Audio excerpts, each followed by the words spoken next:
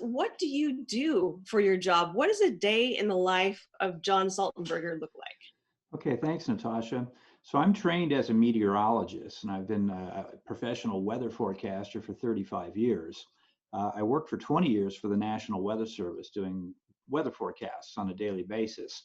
Then I moved over to the Department of the Interior, and I still do weather daily, but I also do weather with an eye toward seeing how weather changes are going to result in fluctuations and changes in fire danger over Oregon and Washington, particularly looking for severe changes in fire danger, which would make large, costly forest fires more likely.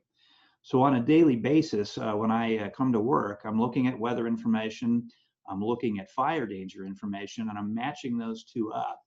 And I'm giving to our decision makers in our fire dispatch centers information about where's the most likely place for next large, costly wildfire to break out. That's related to what the weather's doing. That's related to what the fire danger is. And it's also related to what's the likelihood of getting fire ignitions all coming together at the same time in the same place. Now, I do that on a daily basis as we get into fire season. In fact, I was just doing it this morning, briefing fire managers. But we also make a look forward a month or several months ahead of time to try to anticipate where we think the threat of large, costly wildfires is going to occur over the United States going into fire season 2020. We have a deficit of about 8 inches. What does that mean to you and me? I mean, is it a big deal that we're missing 8 inches of rain, or is, in the grand scheme of things, is that nothing? It's a good question, Natasha. And I like to look at those precipitation deficits as bullseyes. Those areas that have precipitation deficits means that there's just not that much water in the ground. There's not that much water in the forests and brushlands. There's not that much river runoff going on in those areas. And so all that dryness adds up. And it means that our fire danger index values that we're tracking on a daily basis are going to show problems. They're going to show that those areas of forest land and brushland and grassland are unusually receptive to fire starts, whether from lightning or from accidents from humans. The fire danger, simply put, is higher in those droughty spots. And as you pointed out, we absolutely see those droughty spots showing up and expanding in Oregon, particularly in Central Oregon and in Southwest Oregon at this point. Northwest Oregon, not looking too bad, at least out in the Coast Range. The Willamette Valley is somewhere in between. But I do like to use those precipitation deficit maps as a start to where to look for areas of high fire danger. You mentioned that you had some slides. Would you like to show us those now? So let's look at this graphic here, and it should show you a snowtail graphic. Okay, so this is the snow water equivalent, or essentially how much snow is on the ground right now at our reporting basins across the western part of North America. And anything that's colored green means we're looking pretty good in terms of snow on the ground right now for April 10th, as opposed to how much is normally there on April 10th. And much of Oregon, the upper elevation snow reporting basins looking pretty good. They're green. Northeast Oregon, they're blue, which means really good. And same for Washington as well. So just by looking at a snowpack graphic, we might be tempted to conclude there's plenty of moisture for the Pacific Northwest. Now, let's look at a different graphic, which is this climate graphic here. Is that one showing up? The precipitation anomaly graphic?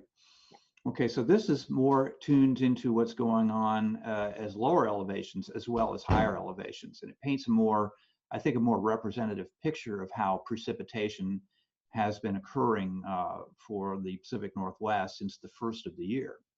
And what I'm drawn toward is the brown colored areas, which indicate that the precipitation that's accumulated so far since the first of the year is less than where it should be for the first week of April or so. And those brown areas jump out at you pretty fast. You can see there's some big brown spots in Central Oregon. There's brown spots in Central Washington and the Columbia Basin and the Okanagan Valley. And we're seeing brown spots in the Willamette Valley. There's the deficit you pointed out for Portland. And there's also some brown spots for Southwest Oregon as well. These are the ones I'm keying off of right now as potential problem spots for us as we go into fire season 2020. Now, having a dry spring isn't necessarily a complete cause for alarm, but this is cumulative, and we're going to continue to watch it as we move into fire season 2020. And I have a suspicion that these droughty spots that are showing up here, or a fire danger is already dropping, our fuel moisture values are already dropping below normal, are going to be our most problematic spots for fire season 2020. Describe to our kids who would be watching, what is fuel moisture?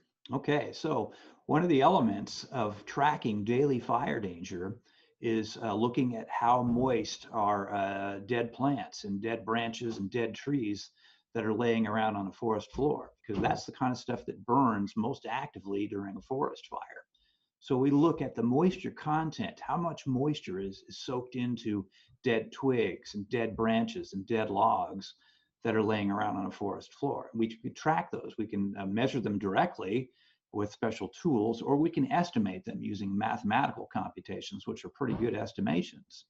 So as that dead fuel moisture drops day by day, as we get exposed to summertime conditions, that means as the moisture drops, that dead plant, that dead branch, that dead twig is more likely to catch fire and carry fire from one place to another. And the dead fuel moisture from all the contributions of all those twigs and branches and logs, those form the scientific basis of what Smokey Bear is telling us fire danger is on any given day.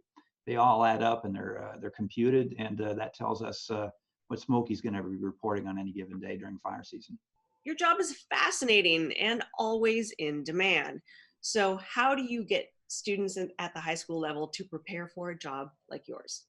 Well, I think the first and foremost, I'd say that summertime work as a seasonal wildland firefighter is great work for young people, both men and women, to take on work with the Forest Service or the Oregon Department of Forestry or one of the fire agencies in the area. You get to learn about fire, that's for sure. It's physically demanding outdoor work. It's a lot of fun. It's a lot of work. And you get to see some great country on it. And you get some good pay as well, because you work long hours. It's just great work for young people. I painted houses during my summers, during my high school and college years. I wish I'd been a wildland firefighter. I would learn more about it. So I would encourage young folks who are interested in the outdoors and interested in learning about fire to look into taking jobs as seasonal wildland firefighters. Perfect. All right. Thank you so much. I'll see you later. Very well, Natasha. Thank you. Okay. Thank you.